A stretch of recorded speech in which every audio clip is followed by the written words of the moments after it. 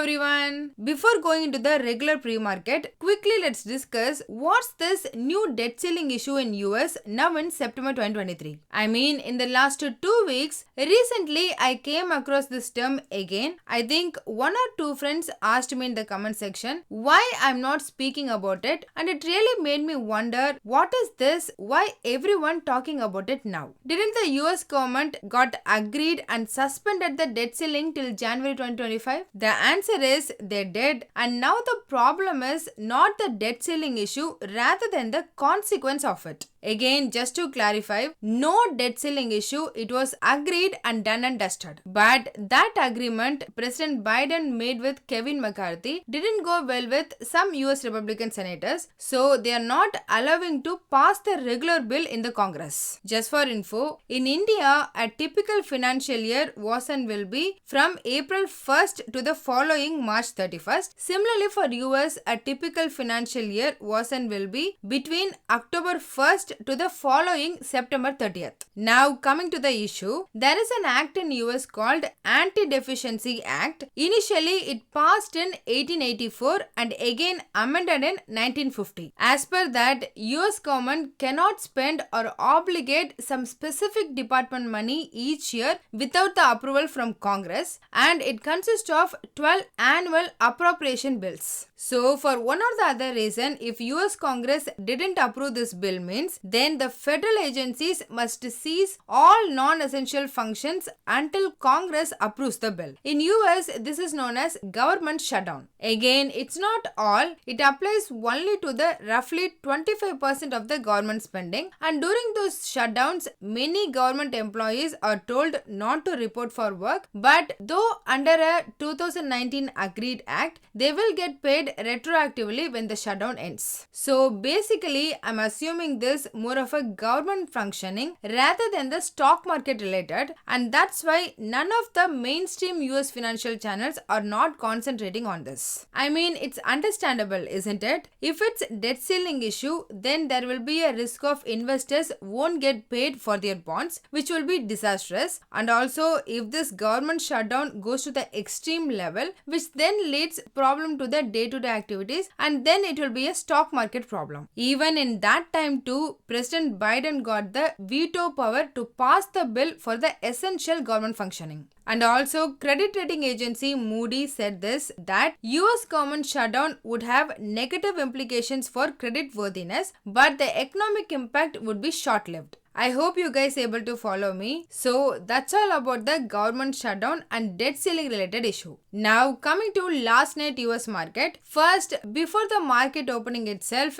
10-year treasury bond yield increased to a 16-year fresh high value around 4.55%. Again, this is completely against what stock market wants. Hence, US market opens negative. However, because of this recent oil price run up, all the energy stocks supported the market. Then Amazon made an announcement that they will invest up to $4 billion in startup called Anthropic to compete with growing cloud business rivals in artificial intelligence, which in turn made the Amazon stock to increase 1.7%. Here at present, Google already owned 10% stake in that AI Anthropic company, which in turn made the Google positive. So these two mega cap stock positivity created the short covering, and along with the energy sector support made the US market to break away from its 4-day negative close and finally closed positive. At the end of the day, Dow Jones increased 0.13%, S&P 500 up by 0.4% and Nasdaq up by 0.45%. And about VIX, it dropped around 2% and moved to 16.9 from around 17.2 on the previous day. In case of oil, it's roughly unchanged. Thus, at the time of this video, Brent crude oil is trading around $92 per barrel and WTI crude oil was closed just below $90 per barrel. Coming to Indian ADR, both IT stocks closed negative in line with the Indian market. The negativity around Wipro is understandable since its CFO resigned questionably, but why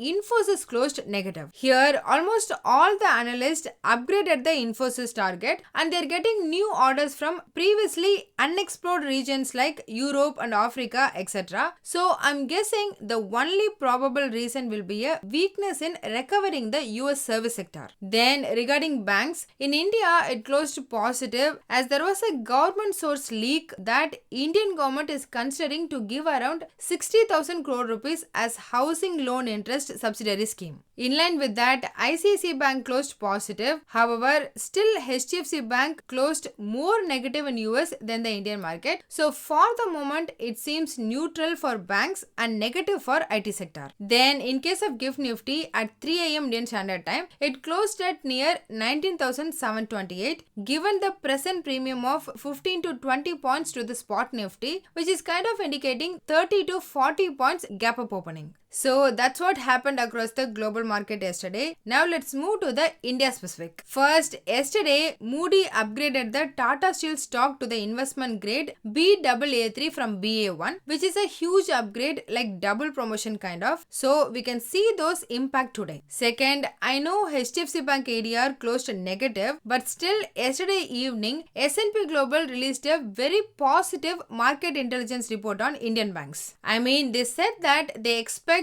Indian banks to attract more global investment as it got the higher credit growth, improved margins and stable asset quality. Again, this report is particularly very positive on ICICI, HDFC and Kotak Mahindra Bank. Third, for multiple small reasons, Reliance fell over 9% from its recent peak value and at present it dropped below the 200-day moving average and also moved into the oversold region. So let's see whether we will have some relief rally or not. Fourth, as per open interest analysis, Bosch, India Cements, REC, Tata Motors and TCS got an increase in open interest along with a decrease in price, which means those stocks got the short build-up. Similarly, Punjab National Bank, Godrej Properties, Bajaj Finance and TVS Motors got an increase in open interest along with a price increase, indicates a long position build-up. Finally, yesterday too, FIs were net sellers. The net sold approximately 2,330 crore rupees and DII net bought for near 1,580 crore rupees. As a summary, US market closed positive and GIFT Nifty indicates the gap up of 30 to 40 points, but still we can't say the global momentum is turned positive since there was a massive increase in 10-year bond yield, which in turn very negative for Indian IT stocks, and that is evident in Indian IT ADR as well. However, though there are uncertainties in bank ADR, it looks mildly positive. Then regarding the things to look out, there is not any that I'm aware of during our market hours. However, in the night, US consumer confidence data, new August home sales data and Costco earnings are some of the items we need to keep an eye out today. Coming to technical, Nifty opened on a flat note, but it had a very volatile day. I mean, it swings on both directions. However, in the end, ultimately it closed flat and thus on the daily chart it formed a doji candlestick pattern.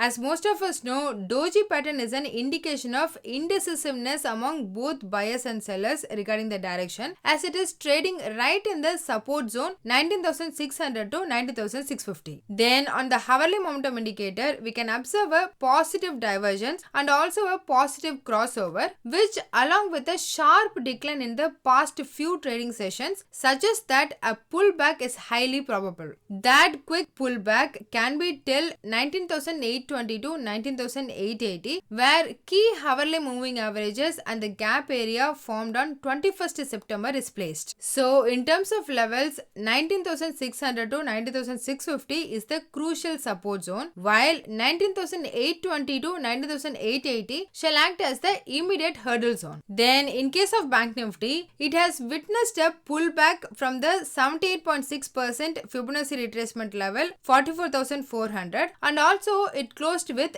decent gains. For today, I expect a more pullback on the upside, likely towards 45,000 to 45,200. On supporting that, the hourly charts momentum indicator has a positive crossover, which is also a buying signal, and the positive divergence suggests that the momentum on the downside is weakening. As a summary, in terms of technical analysis, for the moment, both Nifty and Bank Nifty showing the high possibility of small pullback, but as we know, stock market it's not just technical analysis. On the options front, the maximum call option open interest is at 19,800 strike, followed by 20,000 strike, with a new call option writing at 19,700 strike. Hence, 19,800 is the first hurdle on the higher side, while the maximum put option open interest was at 19,000 strike, followed by 19,500. So it's indicating that 19,600 to 19,500 is expected to be near-term support. On the other hand, Bank Nifty has support at 44,400 to 44,500, while resistance is placed at 45,300 to 45,500 levels. So that's all in this video. Hope you all got some useful information. Please consider subscribing to the channel and liking the video, so it will help me beat the YouTube algorithm and also motivate me to do more.